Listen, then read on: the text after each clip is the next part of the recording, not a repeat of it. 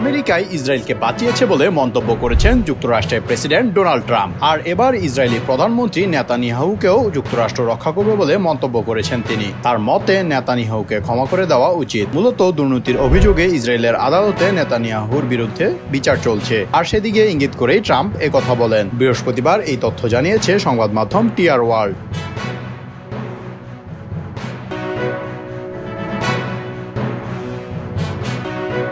সংবাদ মাধ্যমটি বলছে, ইসরায়েলের প্রধানমন্ত্রীর বিরুদ্ধে দুর্নীতির মামলার বিচার বন্ধ করার বা তাকে ক্ষমা করে দেওয়ার আহ্বান জানিয়েছে যুক্তরাষ্ট্রের প্রেসিডেন্ট ডোনাল্ড ট্রাম্প। নিজের সামাজিক যোগাযোগ মাধ্যম ট্রুথ সোশ্যালে দেওয়া এক পোস্টে ট্রাম্প লেখেন, নেতানিয়াহুর বিরুদ্ধে বিচার অবিলম্বে বাতিল করা উচিত, অথবা এমন এক মহান নায়ককে ক্ষমা করা উচিত যিনি ইসরায়েলের জন্য অনেক কিছু করেছেন। তিনি আরও জানান, সোমবার নেতানিয়াহুর আদালতে হাজির হওয়ার কথা রয়েছে বলে তিনি খবর পেয়েছেন। ট্রাম্প বলেন, ইসরায়েলকে বাঁচিয়েছে যুক্তরাষ্ট্র, আর এখন নেতানিয়াহুকেও রক্ষা করবে যুক্তরাষ্ট্র।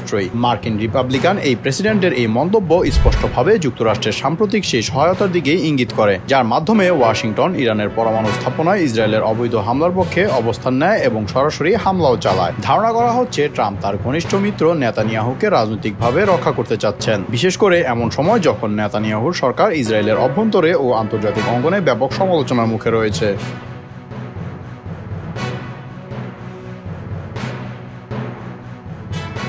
এছাড়া গাজা যুদ্ধ, ইরান অভিযানের পরিণতি এবং ঘরে বাইরে ক্রমবর্ধমান ব্যাপক চাপে রয়েছে নেতানিয়াহুর সরকার।